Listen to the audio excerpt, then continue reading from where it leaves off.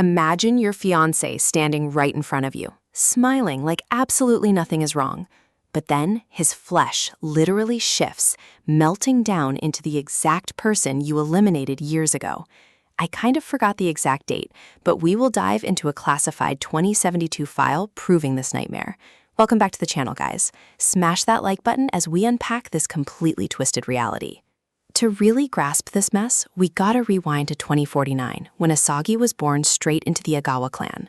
Her dad, Igawa Asagi, practically forced a sword into her hands before she could even walk properly. And yeah, her mom Kiku passed away shortly after bringing her little sister Sakura into this dark world. This wasn't some fairy tale upbringing where the chosen one gets to chill and eat ramen all day long. Asagi awakened her ninja art way too early, proving she had the raw potential to be the absolute strongest. She honestly hung out with older elites like Shiranui and Kuro, picking up combat skills and weird habits. I mean, she even jokingly promised to marry Murasaki, who definitely took that way too seriously forever. But Asagi was heavily rebellious, heavily arrogant, and heavily distrusted the leading Fuma clan completely. Fast forward to 2067, the Fuma clan's corruption practically stank up the entire Japanese government. An elder dragged Asagi to meet Yamamoto Nobushige from Section 3, hoping to secure some political favor. She totally roasted Yamamoto, claiming her father possessed way more wisdom than these desk bureaucrats. Still, Yamamoto saw her raw power and decided the Igawa clan needed to take charge of the village instead. Obviously, Fuma Danjo refused to just step down and launched a massive armed revolt to seize control. Asagi physically stepped up, overpowering Danjo with her bare hands, but halted her own clan's vengeance. She actually blocked them from wiping out the Fuma entirely, creating a very fragile and uneasy tension. You'd think she would take the crown, but Asagi kept her distance, doubting true unification could work. So her father took the title of second Taimanin captain in 2068, thinking he could finally maintain order. That assumption cost him dearly, as a brutal tragedy occurred mere months after his official appointment. The Igawa elders, including her own grandmother Seishu, orchestrated a massive internal clan rebellion. They literally cornered Shuzen and ensured his life came to a halt right inside their own headquarters. The revolt group then aimed their weapons at Asagi, intending to erase her primary lineage very fast. Honestly, if Shiranui and Kuro hadn't guarded the main gates, Asagi might have met a fatal end right there. Kokawa Oboro also brought her forces to push back the treacherous elders, securing a narrow escape route. Asagi picked up her father's blade, though she stubbornly refused to actually swing it at first out of grief. She relied solely on her kicks, smashing through rogue ninjas until she reached her twisted grandmother. Confronting Seishu face to face, Asagi finally drew the sword and eliminated the treacherous old woman. That decisive strike ended the Igawa revolt, forcing the remaining rebellious factions to surrender fully. Sitting in the aftermath, Asagi officially became the clan head, while heavily mourning her shattered family. She formed a supposedly unbreakable bond with Kokawa Oboro, trusting her way more than any family member. I personally feel this is where Asagi made her biggest mistake, leaning on someone carrying dark secrets, because true peace never lasts in this world, and a massive criminal syndicate called Nomad made their move. Led by the secret vampire king Edwin Black, Nomad mercilessly raided the Kokawa clan's primary compound. Almost every single Kokawa member was eradicated in a single night of absolute chaos and utter destruction. Asagi scrambled to rescue the survivors, placing young Kokawa Asuka under the Yatsu clan's protection. Everyone assumed Oboro had perished too, until she suddenly reappeared with a completely different aura. She had defected to Nomad, forging the notorious Oboro ninja troops to terrorize the criminal underworld. Using these rogue ninjas as a proxy, Nomad launched relentless ambushes against veteran Taimanin fighters. The government did absolutely nothing, leaving Asagi to watch her comrades drop like flies one by one. By 2069, when Asagi was just 20 years old, the conflict reached an unbearable boiling point in Tokyo. She tracked Oboro down to an abandoned district, knowing only she possessed the strength to stop this madness. They clashed intensely in the ruined streets, trading heavy blows until Asagi finally overpowered her friend. With a heavy heart, Asagi ensured Oboro's life ended right there on the cold concrete of the capital city.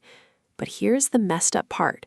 Nomad completely escaped justice and faded back into the dark shadows quickly. I would be so incredibly furious if I defeated my best friend, only for the real mastermind to walk away free. Frustrated and exhausted by the political corruption, Asagi threw away her captain title and clan leadership. She passed the heavy burden to another elder, packing her bags to start a quiet civilian life far away. Asagi relocated to a small dojo in Tokyo, taking her sister Sakura and her childhood friend Kyosuke along. Kyosuke had recently been kicked out of the Taimanin ranks because he couldn't awaken a basic ninja art. So for 3 years, they just lived like normal people, eating dinner together and sweeping the wooden floors. Asagi was genuinely happy, though she felt intense guilt for enjoying peace while her former comrades suffered. She expected Kyosuke to propose soon, treating their quiet Tokyo life like a precious glass ornament. By 2072, Sakura secretly trained herself, managing to awaken a ninja art behind Asagi's overprotective back. Asagi initially hated this idea, desperate to keep her only remaining family out of the brutal ninja warfare. But you literally can't run from the past, especially when the new Igawa elder suddenly calls your secure line. He delivered the most impossible news ever. Oboro had somehow returned and was actively hunting Taimanin again. I mean, Asagi checked the body herself 3 years ago, so this revelation shattered her entire reality completely. Refusing to stay blind, Asagi dragged Sakura into the grim underbelly to gather intel from an orc named Baig. They discovered Oboro was running an illegal underground fighting ring called the Chaos Arena in the shadows. Meanwhile, Kyosuke had left the house to help a relative, secretly planning to finalize his marriage proposal. He walked right into a carefully laid trap, completely unaware of the demonic forces closing in around him. Asagi rushed back to their Tokyo home later that evening, desperately hoping to find some shred of normalcy.